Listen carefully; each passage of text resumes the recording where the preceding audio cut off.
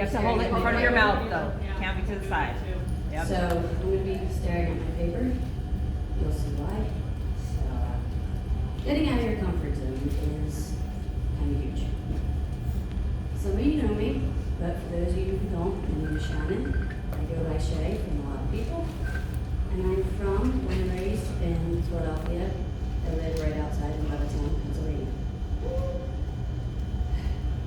I offered to help this week in any way that I could, knowing that presenting really wasn't an option. Until I was asked, and I said yes because that's who I am and I wanted to help.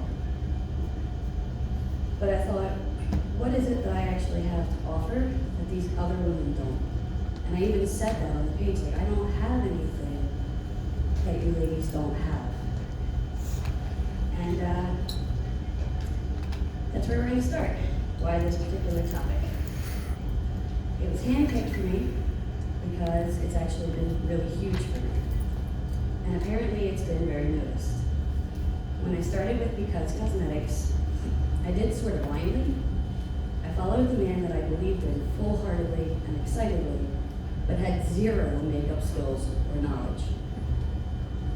It was a huge surprise to me, let alone everyone else in my life.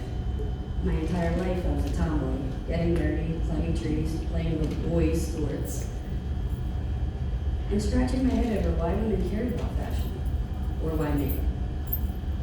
And this is me, before Because. So as you can see a little bit of a tomboy there. Still beautiful. Yeah. So because of this, many quietly questioned my decisions and doubted any success at all. And now I was way out of my comfort zone for the first time in my life. I needed a crash course in all things beauty, so I started watching YouTube videos, picking the brains of friends and other affiliates, and I pushed myself to keep trying to get better. Here's my very first full face. And I did it in a car. Can I just say that? A lot of my makeup is done in the car. Slowly, I did get better. And that was my second step conquered. Whoa, I actually did makeup. Then I had to push even further. Learn what products were for, what was for what, and color matching. Wait now, I gotta do what? I gotta figure out tones? So I watched others color match. I stalked other affiliates quietly. YouTube videos, lives. I took notes like I was in school again. And I walked out of that comfort zone without even noticing. Then came this challenge to do a live on Facebook. And oh, how I cried. I panicked so hard, and I almost bowed out just because of that. I have severe stage fright, and I always have. I tried test runs with videos on my phone, and I'd hit record, I'd go to speak, and get a little squeak, and nothing would come out of my mouth. I was alone in a room with my phone. That's how bad it is.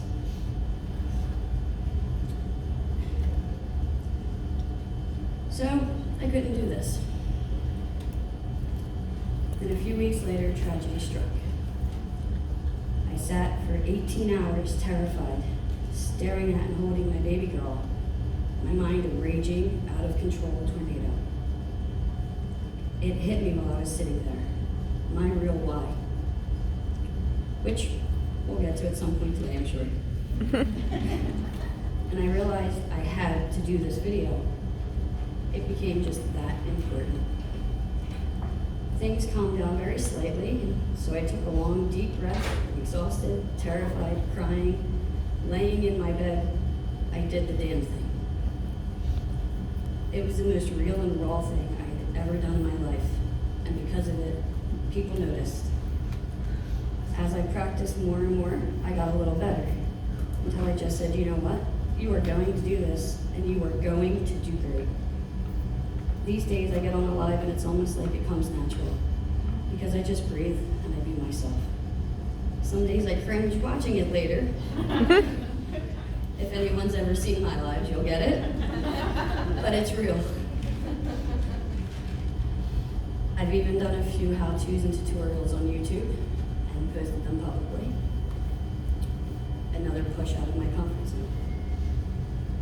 So now I'm better with makeup. I kind of know what I'm talking about. And I get on camera. It's pretty crazy. But that's not where it ends. I have a very crazy and very stressful and also very terrifying at times home life, which has morphed me into quite the homebody.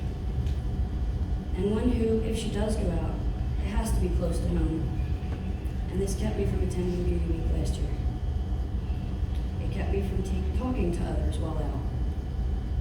Back in March, I was given the chance to try and attend leadership retreat, and I talked myself out of it until the week before, making every excuse I could think of out of fear.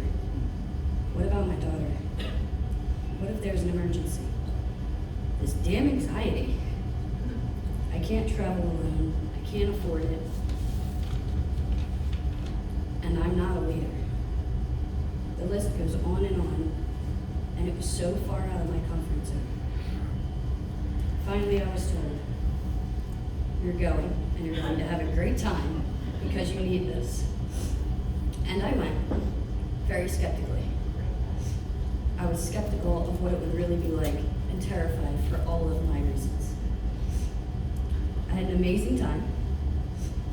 I made some amazing friendships. And while there, I learned so much. And I even had to get up and speak in front of everyone.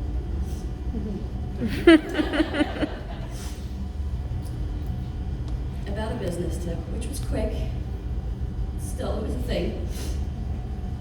So while there, I stepped out of my very hidden and very protected box. I opened up to these people I had only just met. And I trusted them. I even let them cut my hair. And we did snail facials, which was pretty earth-shattering. Really gross thinking about it, but really awesome doing it by the way. You should try it. But that's something I don't do. Some pictures. I learned something huge about myself. I learned that I am enough, and I can do anything. The sky really isn't the limit. I learned that that chance I took opened up a whole new world for me. It woke up my confidence in myself. I learned my own fears and that I needed to face them. I had to name them, and it lit a fire burning bright inside of me. I came home with an opportunity to have a one-on-one with Andrew and Tressa, and that one-on-one challenged me. It made me question a lot of things, and it opened my eyes, and it changed so much, further lighting that fire. Since I got back and I had that call, I've gained even more confidence. I've heard from so many people how I've changed and that they can see it. They say I exude confidence and that I radiate happiness and that they all love it. I've gained confidence in talking to strangers, telling them my story and about these awesome products that we have. I'm no longer afraid to email, text, call customers and potential partners about anything, business or not. I can initiate conversations and product testings with ease, and I know what I'm talking about. I was #1 in sales for our team for 3 straight months, and that blew my mind because I wasn't paying attention to that. Some new things I learned there. Change. I burst through my comfort zones now, and confidently. You see, that initial step out of my comfort zone, it led to another, and then another. Each step getting a little bigger and a lot easier. And now here I am in Las Vegas, doing zip lines in gowns, by the way. Which was another huge step, because I drove here with my family from Pennsylvania. We have a 3-week-long vacation in a camper, all surrounding this moment. And I'm speaking in front of all of you. Was I scared about it? And did I freak out a little? By a little, I mean a whole lot. Absolutely. But I had that faith in me because I've seen my progress so far. So is my latest comfort zone bursting through.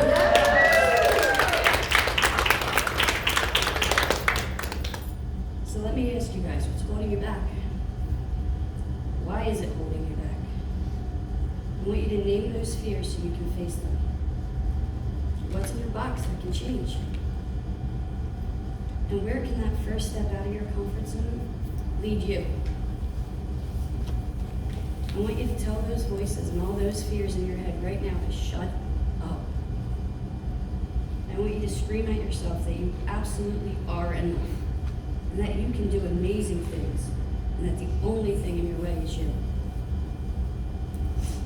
And I know that every one of us in this company are standing right beside you to help you through it, because we've all been there.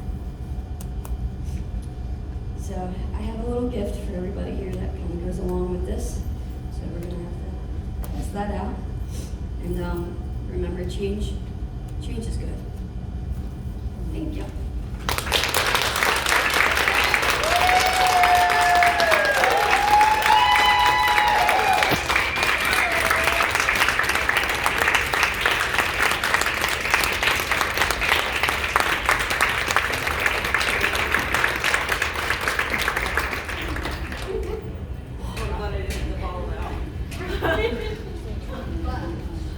Got me in the field. Same.